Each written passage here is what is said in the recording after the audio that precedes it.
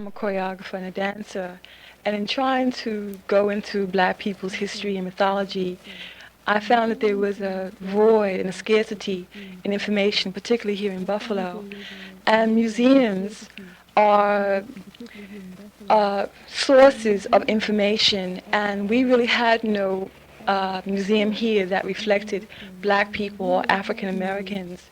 And so Dr. Asante and I felt that since we both had small collections, that we would at least begin to formulate and put together a museum that would sort of encourage and awaken other people to contribute and to begin to look at a museum as a necessary ingredient in each city.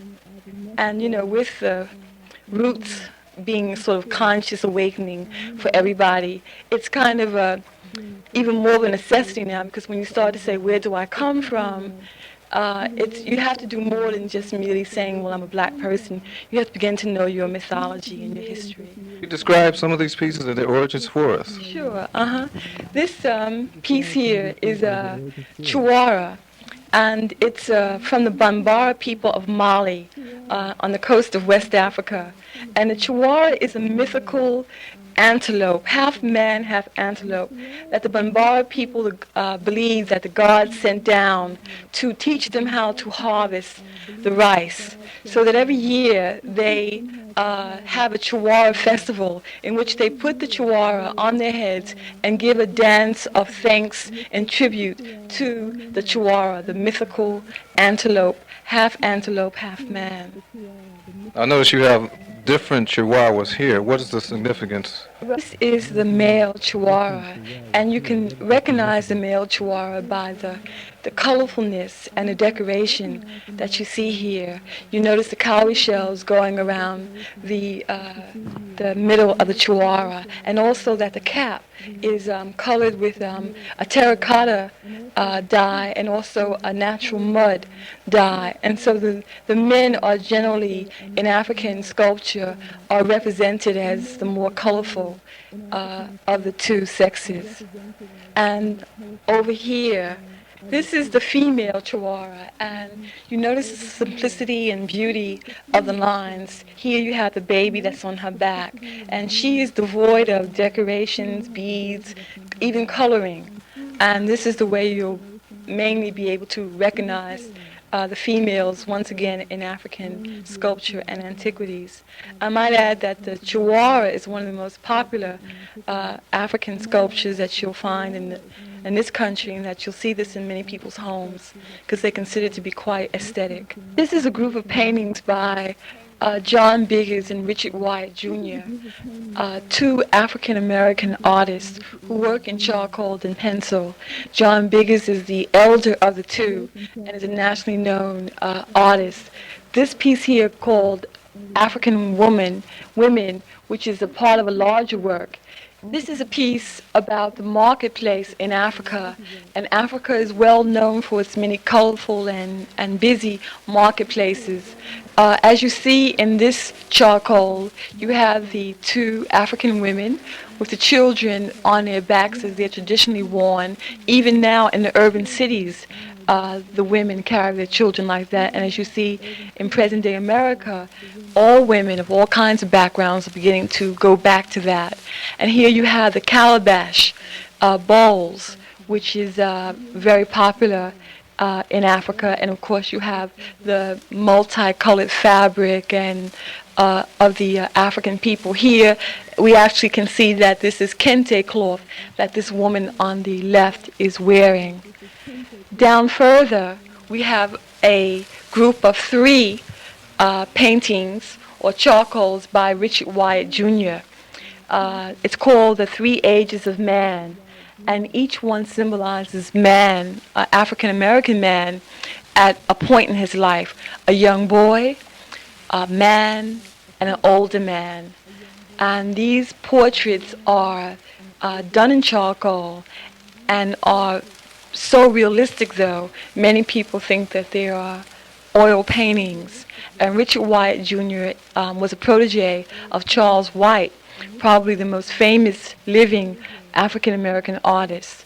And He's a painter, an artist out on the West Coast, and this was something that he did in 1977, and it kind of speaks for itself. As you can see, the detail in which you see the face of the old man, in which you see his age and yet his dignity, and down to the young boy who is kind of reflective, and then down to the young man who is determined, Zulu in his attitude, and looking out towards the future. Are there many other museums like this in the country? Well, you know, there are about 7,000 museums, period, in the United States. Of those 7,000, there are less than 25 museums of African or African American origin. Okay, now I noticed that you blend African artists and Afro-American artists here. Who are some of the artists that you do exhibit? Right. Well, we have Antiquities from Africa, and we have African American artists as well as African and African Caribbean artists. And we have John Biggers from Texas, who's one of the well-known deans of African American artists. We have Richard Wyatt, who's a very young black man that's going to go very far. He was the protege of Charles White. We have Abdias do Nascimento, who we all know locally, who's known throughout the country. He's an African Brazilian. And we have Bill Cooper, another local artist that we all are very proud of. Over here we have the Baga Number, the beautiful lady with the bell in her beak. And the Baga Number is a bird, a mythical bird, once again, of the Baga people in Guinea. And she's a ceremonial headdress. The men actually wear this piece on their shoulders.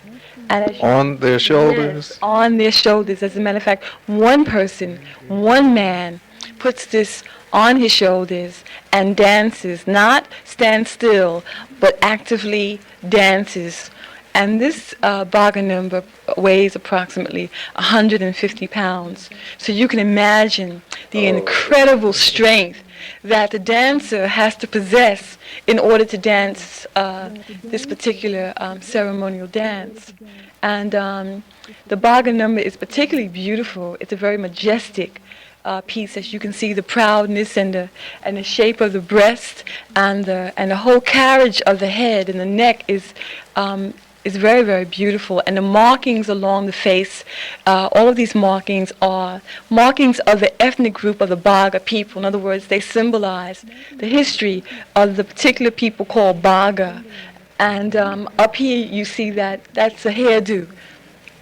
This represents the braids and the hairdo. And even today, in present day America, you see many young black women with all kinds of elaborate braided hairdos, and they got this directly from, of course, our ancestors in Africa.